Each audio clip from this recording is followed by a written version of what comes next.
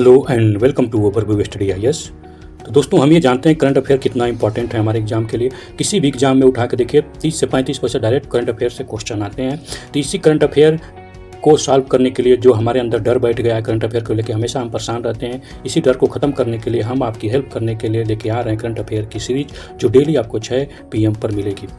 तो इसमें 100% मैं गारंटी के साथ कहता हूँ कि अगर आप इस पूरा सीरीज को फॉलो करते हैं एकदम ईमानदारी से, तो आपको करंट अफेयर में कोई भी क्वेश्चन गलत नहीं होगा। ये मेरा दावा है। तो अब इसमें हम इसको दावे को कंप्लीट करने के लिए इसको 3 स्टेप में इसको करेंगे। तो पहला स्टेप हम लोग का है कि इसमें 5 सब्जेक्ट वाइज MCQ होंगे जो हाई क्वालिटी के होंगे, जो सभी एग्जाम के लिए महत्वपूर्ण होंगे, चाहे IAS का हो, चाहे PCS का हो, चाहे वो RO का वनडे का एग्जाम हो। तो इसमें 5 MCQ बेस्ट क्वालिटी के रहेंगे जो डेली करंट अफेयर के बेस पर रहेंगे। बस यही है कि ये सब्जेक्ट वाइज रहेगा, सब्जेक्ट वाइज। और इसमें कुछ इंपॉर्टेंट पॉइंट भी हम उस दिन का जोड़ देंगे जिस दिन का रहेगा। ठीक, सब्जेक्ट रहेगा जैसे कि मान लीजिए कि हिस्ट्री, ज्योग्राफी, पॉलिटी, तो सबका अलग अलग से पर डे अपना होता रहेगा। ठीक, और ये मंडे टू फ्राइडे तक चलेगा, मंडे टू फ्राइडे। ठीक, ये सीरीज मंडे टू फ्राइडे रहेगा, उसमें सब इंपॉर्टेंट पॉइंट भी हम जोड़ लेंगे। तो ये पहला लेवल है। अब रही बात सैटरडे के दिन, सैटरडे के करंट अफेयर का रिवीजन लेके आएंगे, इस जो पॉइंटर के रूप में होगा, पूरा वीक का रिवीजन कर देगा। ये 6 PM पर आपको पर सैटरडे, एवरी सैटरडे को आपको मिलेगा, जिसमें क्विक रिवीजन हम लोग का करंट अफेयर का हो जाएगा। और उसके बाद थर्ड लेवल जो हम लोग का है ये weekly current affair with quiz. तो इसमें क्विज होगा, पूरे वीक का करंट अफेयर का इसमें होगा। और इससे इतना अगर हम करते हैं तो हमारा कोई भी क्वेश्चन करंट अफेयर में गलत नहीं होगा। तो हम यही कहेंगे कि आप पर डे 6 बजे आइए और करंट अफेयर की तैयारी को अपने बूस्ट कीजिए, करंट अफेयर के बूस्ट कीजिए, ताकि कोई भी एग्जाम में गलत क्वेश्चन आए तो गलत ना होके आइए। मैं दावे के साथ कह रहा हूँ कि कोई भी आपका एग्जाम में क्वेश्चन गलत नहीं होगा। और सबसे बड़ी बात, करंट अफेयर का ये सिलेबस है, तो इस सिलेबस को आप एक बार ध्यान से देख लीजिए। इसमें national, international, economy, sport, science and technology, personal news, summit and conference और मिसलेनियस, इस सबको हम कवर करेंगे एक के बाद एक। कोई भी पॉइंट आप नहीं छूटेगा करंट अफेयर में, जितना इंपॉर्टेंट होगा वही कवर करेंगे, बिना मतलब वाला पॉइंट हम नहीं कवर करेंगे। तो चलिए आज का हम लोग करंट अफेयर की शुरुआत करते हैं और धूमधाम से शुरू करते हैं। और मैं आपसे शुरू करने से पहले ये कहूँगा कि आप लोग पेन, पेंसिल और एटलस लेके बैठिए, जिससे इस ज़्यादा लाभ मिलेगा। आप नोट डाउन भी कीजिए। तो चलिए आज का शुरू करते हैं, ज़्यादा टाइम वेस्ट नहीं करते हैं। तो दोस्तों, आज हम लोग daily current affair with MCQ में साइंस एंड टेक्नोलॉजी पर डिस्कशन करेंगे, जिसमें हम 5 क्वेश्चन देखेंगे और कुछ पॉइंटर देखेंगे जो आज इम्पॉर्टेंट न्यूज़पेपर में छाए हुए थे और हमारे एग्जाम पॉइंट ऑफ व्यू से इम्पॉर्टेंट हैं। First question is with reference to water soluble fertiliser consider the following statement. तो यहाँ पर देखिए कीवर्ड क्या है, वाटर सोलेबल फर्टिलाइजर। तो यहाँ पर ऐसे फर्टिलाइजर की बात की जा रही है जो वाटर में घुल जाए, तो उसके बारे में यहाँ पर बताना है कि कौन कौन सा स्टेटमेंट सही है। तो first statement is it should have minimum 30% content total nutrients. तो टोटल न्यूट्रिएंट्स का 30% की बात कर रहा है कि टोटल न्यूट्रिएंट्स का 30% होना चाहिए, यानी जितना एक कंटेंट करे 30% होना चाहिए टोटल, मिनिमम। ठीक। Second statement, it should have the minimum 50% of primary nutrients, nitrogen, phosphorus and potassium. तो प्राइमरी न्यूट्रिएंट्स जो होना चाहिए किसमें, फर्टिलाइजर में, कितना मिनिमम 50% होना चाहिए, नाइट्रोजन, फास्फोरस और पोटेशियम का। Does not have the secondary nutrients. तो ऐसा कोई फर्टिलाइजर नहीं बनता है जिसमें सेकेंडरी न्यूट्रिएंट्स नहीं हो, सब में होता है। तो ये तो आपका यही गलत है। It can be apply to crop only through the deep irrigation not spread directly. तो यहाँ पर स्टेटमेंट 4 में बोल रहा है कि ये जो फर्टिलाइजर होता है ये इरिगेशन पर ही, केवल इरिगेशन जब हम सिंचाई करते हैं खेतों में तभी इनका यूज कर सकते हैं, अप्लाई कर सकते हैं क्रॉप पर।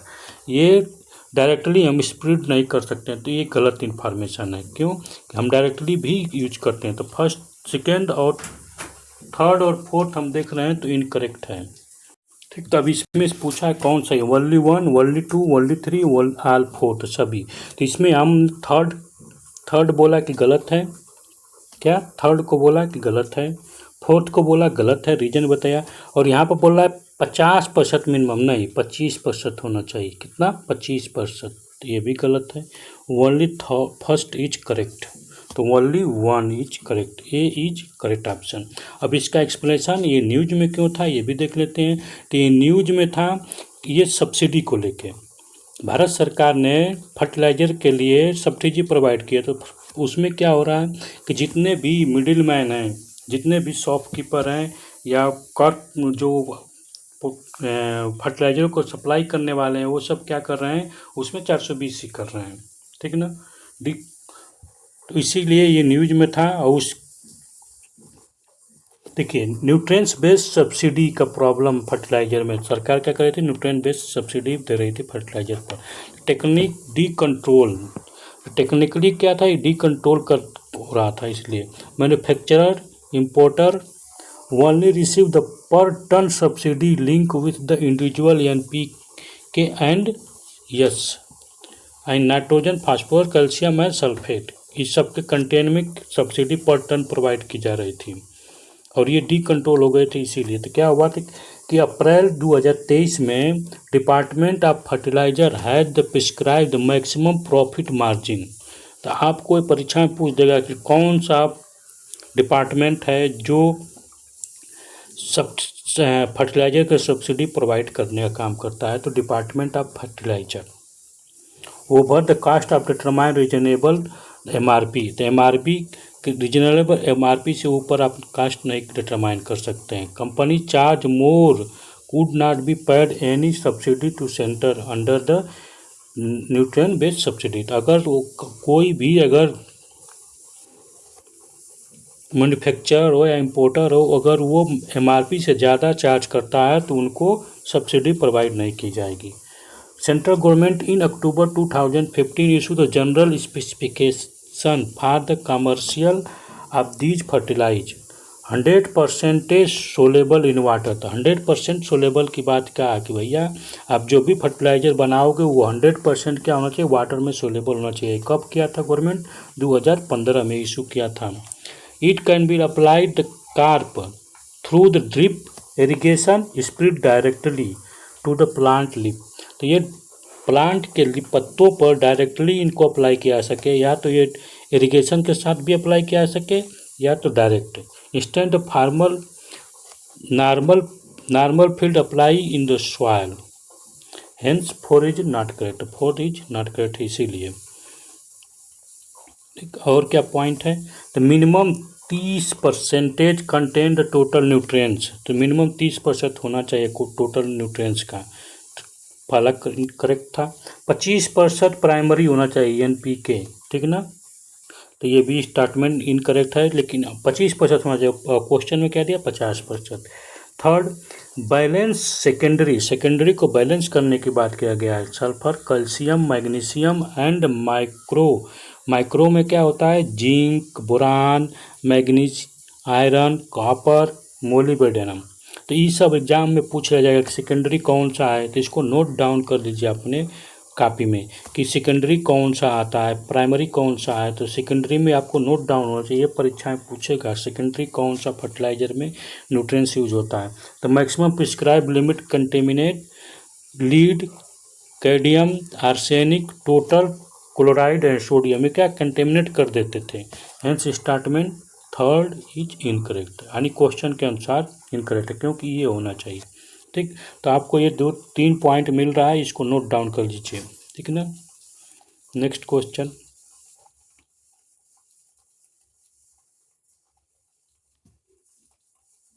Following the according the pay load, यहाँ पर पे लोड के बारे में पूछ रहा है। पे लोड जब भी नाम आए तो इतना समझ लीजिएगा कि या तो सेटेलाइट से मतलब होगा या तो रॉकेट से होगा, ठीक है ना। और ये कौन करेगा, स्पेस एजेंसियाँ ही यूज करेंगी और कोई नहीं। क्यों, स्पेस एजेंसियाँ किसी चीज़ को क्या करती है, लॉन्च करती है, यानी किसी सेटेलाइट को या रॉकेट को अगर लॉन्च करेंगी तो उसमें ही पेलोड का यूज होता है। कितना पेलोड का मतलब शक्ति बताने का, कितना ये शक्ति को वहन कर सकता है, कितना, ठीक है ना। तो पेलोड पर तब यहाँ पर वही क्वेश्चन पूछा गया है, इलेक्ट्रो ऑप्टिकल इंफ्रा पेलोड, ठीक, EOIR electro optical infra payload, global navigation satellite system reflectometer payload, Janus first Azadi set 2 passenger satellite Yatsik UV dosimeter. Which which of the following which of payload given above the launch by ISRO latest Earth observation satellite EOS-8। तो EOS के launch के time जो satellite launch किया गया था, ये satellite कौन थी? तो अर्थ ऑब्जर्वेशन। तो ये अर्थ ऑब्जर्वेशन का सीरीज का 8वां नंबर का था, इसके पहले 7 हो चुका है। तो इसमें पूछ रहा है कि कौन सा इस पेलोड का यूज किया गया था। ठीक, तो आप ये जानिए कि इसमें जो पूछ रहा है, ये जो थर्ड वाला जानूज फर्स्ट एंड आज़ादी सेट 2 पैसेंजर सेटेलाइट, इसको 7 में यूज किया गया था। किसमें? 07 में। किसमें? तो इसी में अर्थ ऑब्जर्वेशन सेटेलाइट 7 में इसका यूज किया था, 8 में नहीं।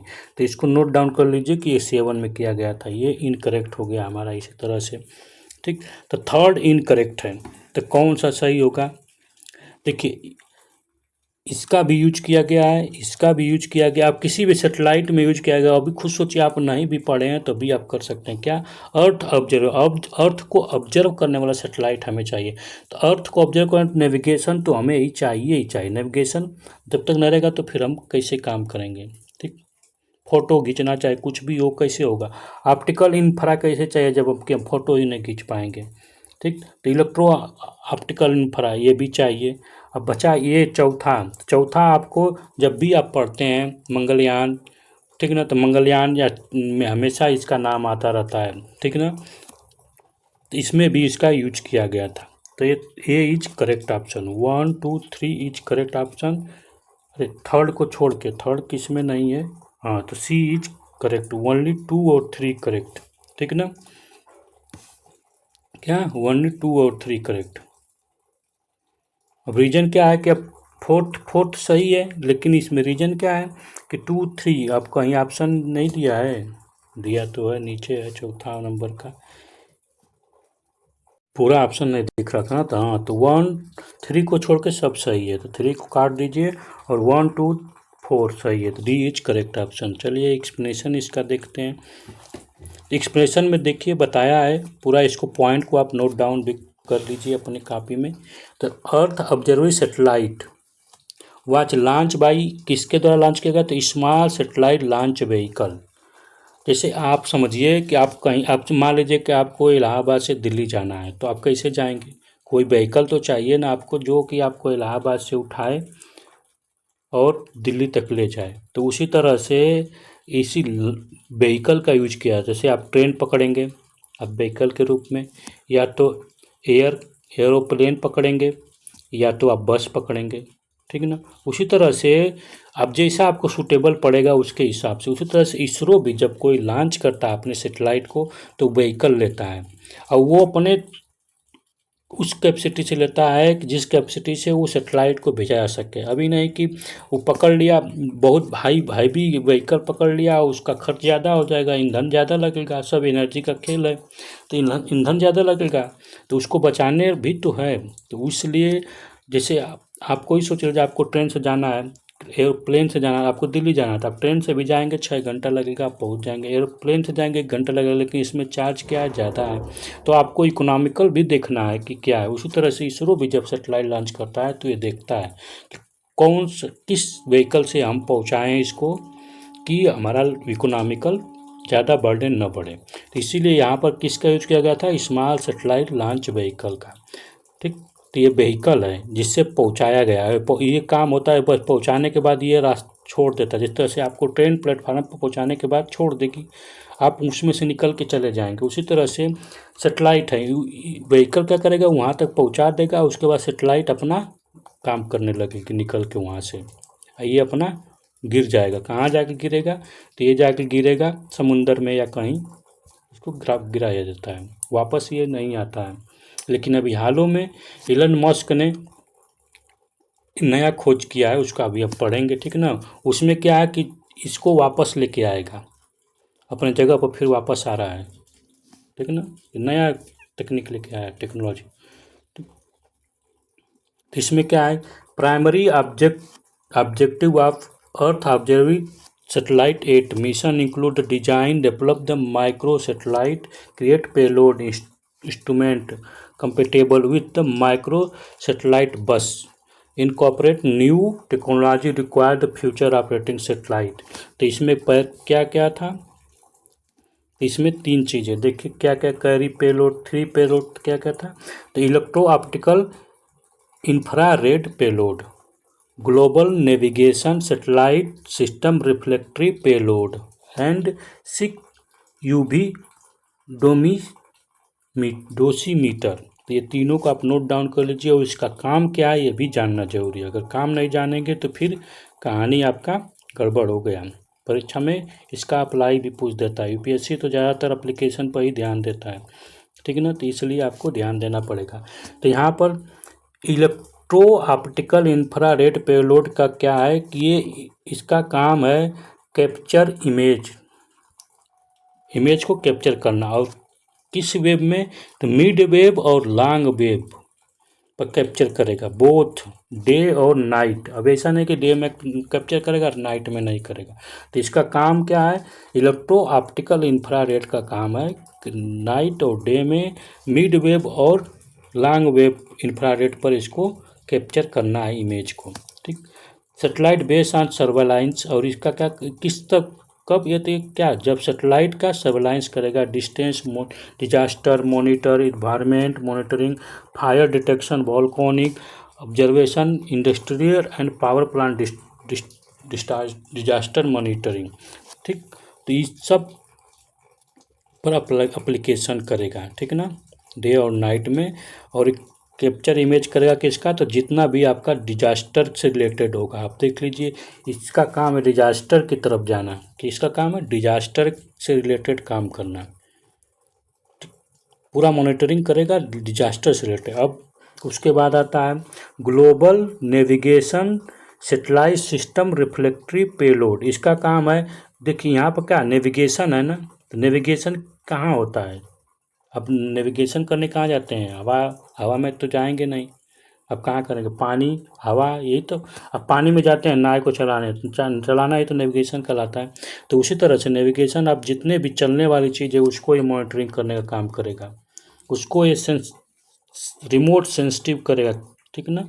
तो अब जैसे आपका ओशियन सरफेस, आपका विंड रिसर्च में, ओशियन सरफेस में जब काम करेगा तो विंड रिसर्च का काम करेगा कि विंड कैसे चल रही है, सॉइल मॉइस्चर देखेगा, फ्लड देखेगा, हिमालय रीजन में कैसे हो रहा है, ठीक, फ्लड मॉनिटरिंग करेगा, इनलैंड वाटर बॉडी को डिटेक्ट करेगा, यानी जितना भी फ्लो होने वाला चीज़ है जो कि डिजास्टर नहीं कर रहा है, ये काम है डिजास्टर को न करने वाले चीज़ को मॉनिटरिंग करना।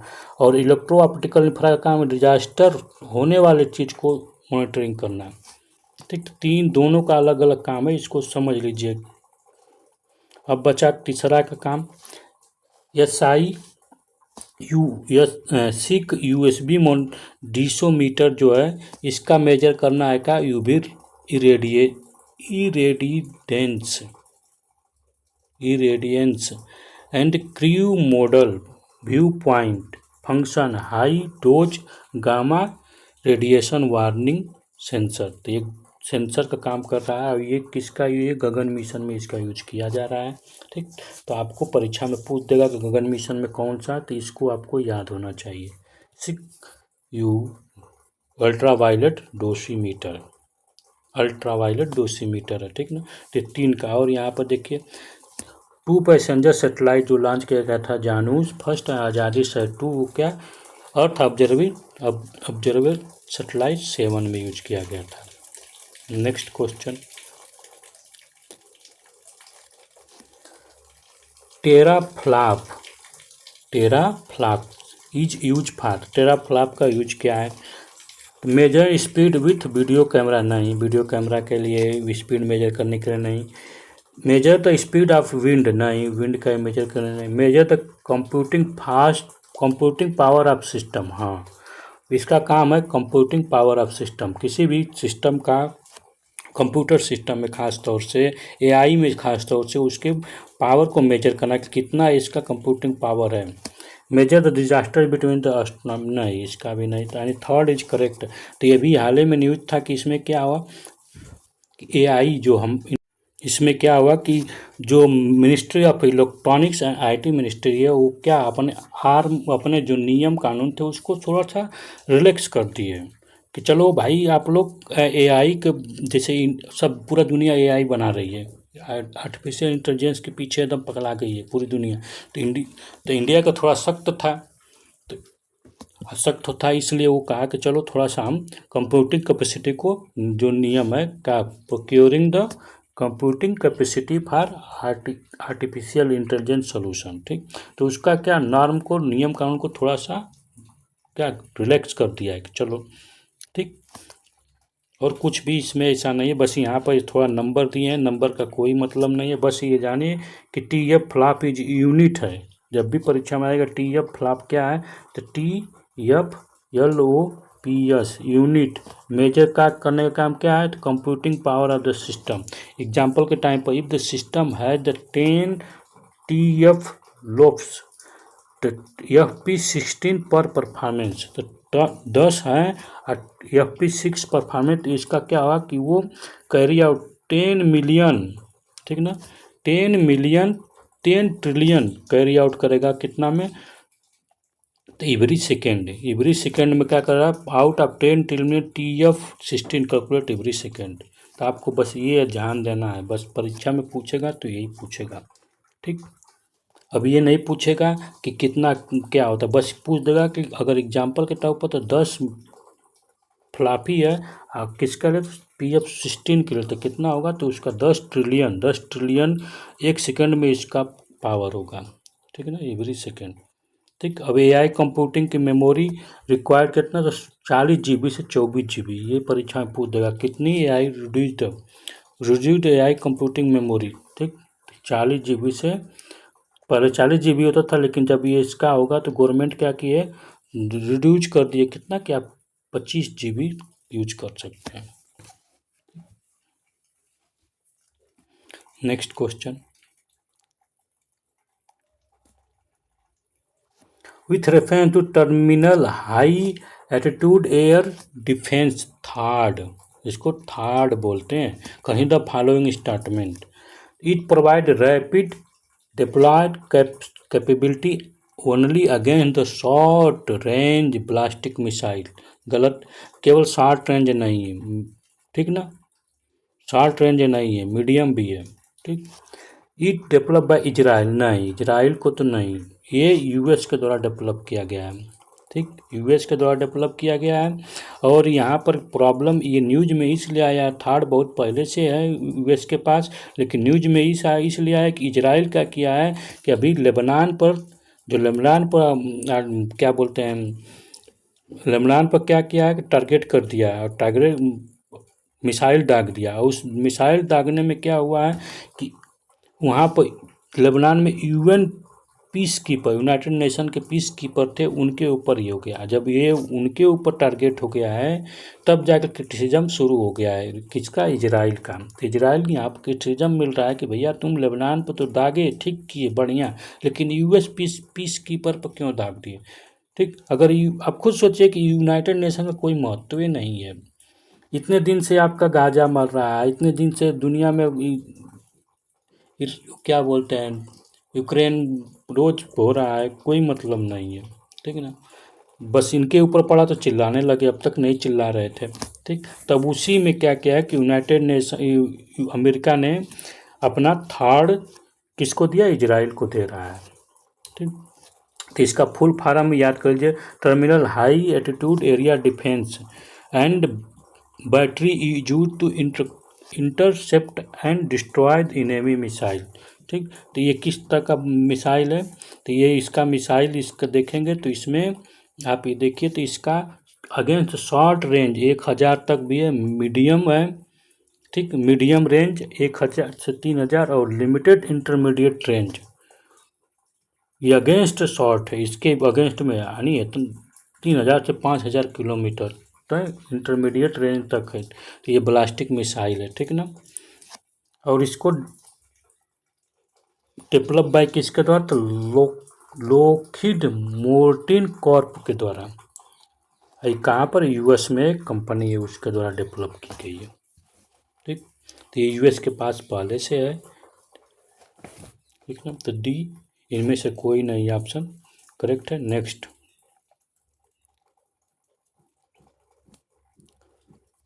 डीएनए प्रोफाइल का एडवांटेज पूछा गया है, ठीक।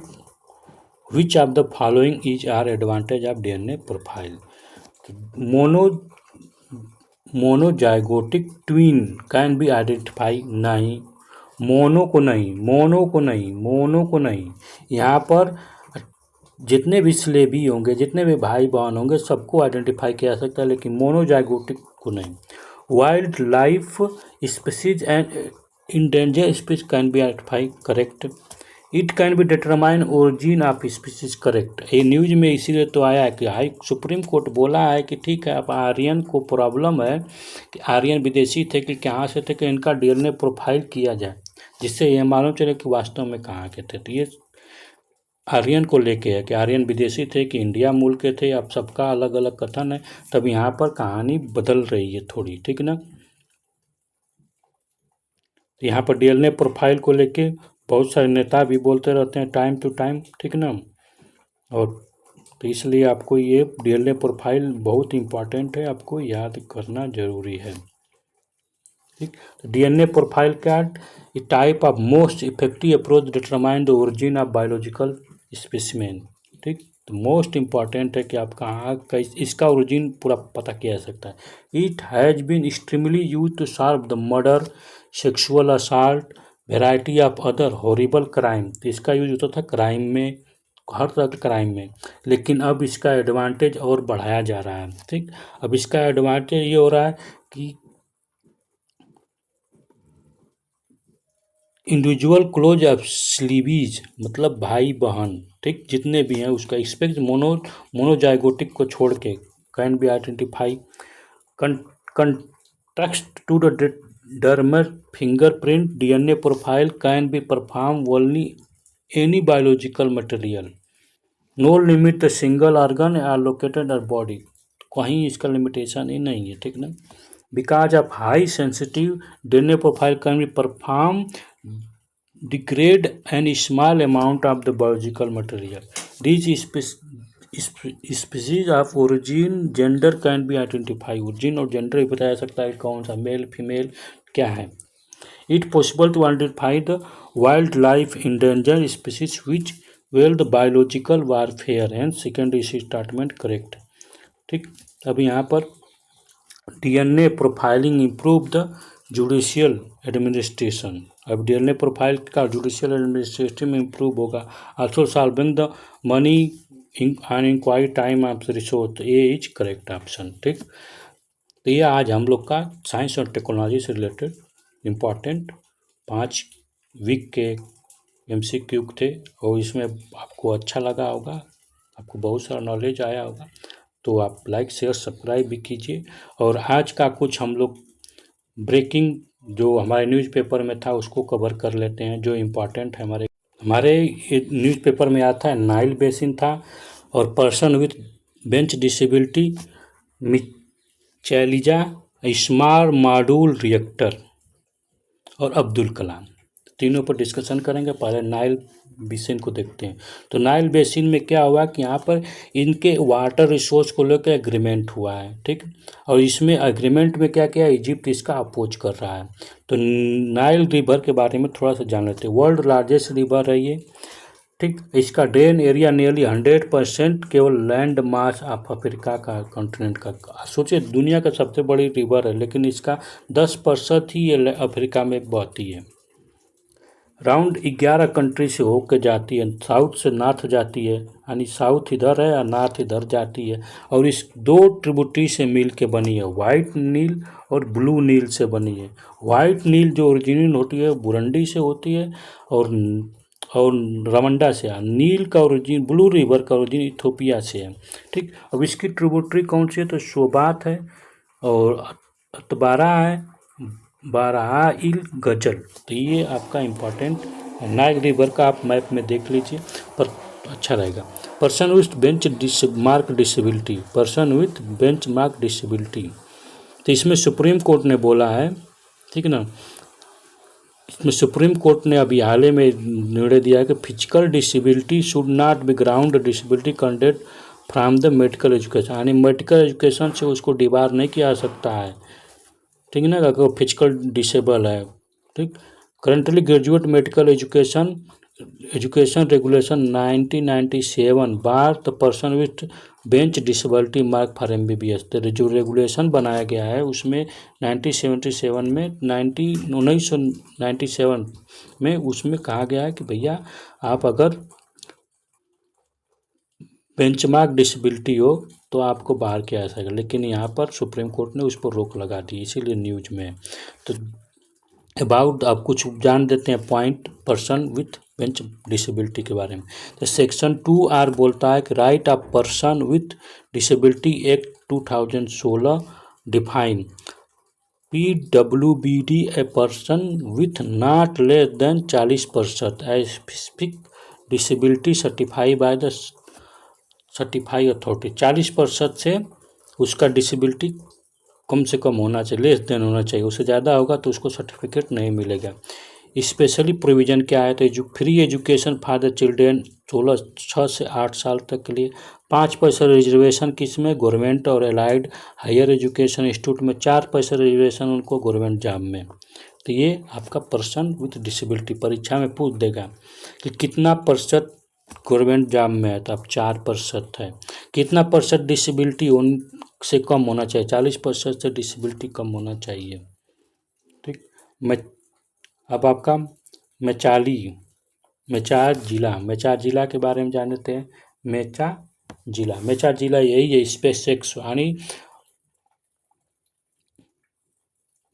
एलन मस्क के कंपनी जो स्पेस एक्स है वही क्या किए, मेचा जिला, ये पूरा प्रोसेस का नाम है। इसमें क्या किया गया है कि एक रॉकेट भेजा गया है, ठीक, वो गया है, फिर उसके बाद उस रॉकेट को फिर वहाँ छोड़ने के बाद वापस आके फिर starship rocket use the innovation structure, ठीक, वापस आके वो कैच हो गया है, ठीक, वापस आके पकड़ लिया है आप, ठीक ना। तो 40 लगभग 400 फीट रॉकेट कैच स्ट्रक्चर, इसी का निक नेम है किसका, मीचा जिला।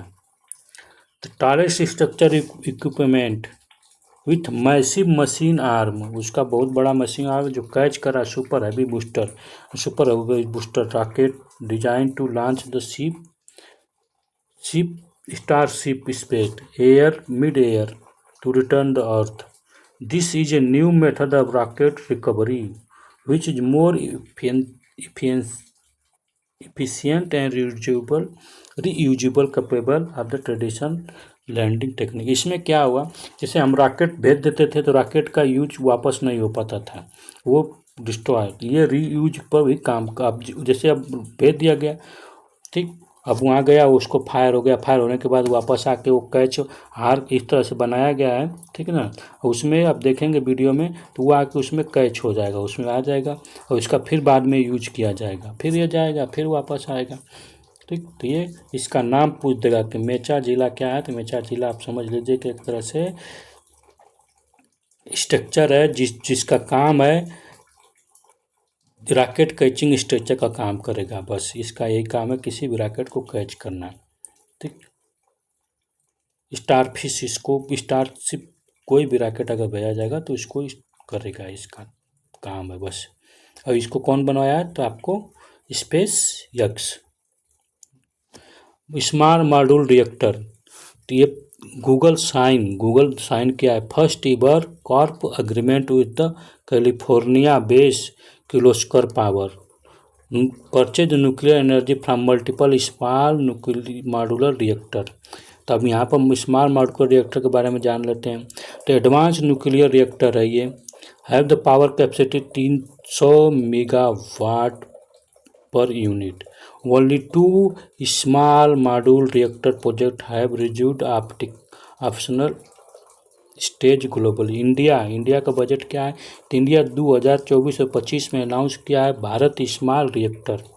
सिग्निफिकेट क्या है इसका? तो रिड्यूस द फ्यूल रिक्वायरमेंट। ये क्या करेगा कि फ्यूल का जो रिक्वायरमेंट है उसको कम कर देगा, कंस्ट्रक्शन का टाइम कम करेगा, और यहाँ पर लो पोटेंशियल जो है उसको भी रिड्यूस करेगा, और ये यूज करने में भी आसानी होगी। जैसे रेडियो एक्टिव एलिमेंट का यूज करते हैं तो उसको इन्वायरमेंट के लिए सेफ गार्ड भी रहेगा। ठीक, हम नेक्स्ट देख लेते हैं अब्दुल कलाम पर। ये बहुत ही इंपॉर्टेंट है। तो अब्दुल कलाम को मनाया जाता है 15 अक्टूबर हमेशा, किस लिए?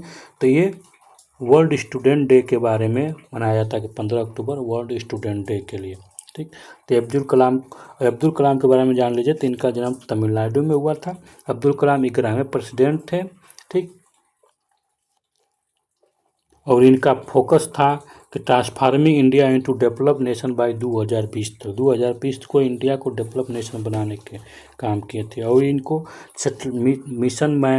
मिसाइल मैन ऑफ इंडिया कहा जाता है। और ये जो क्या बोलते हैं,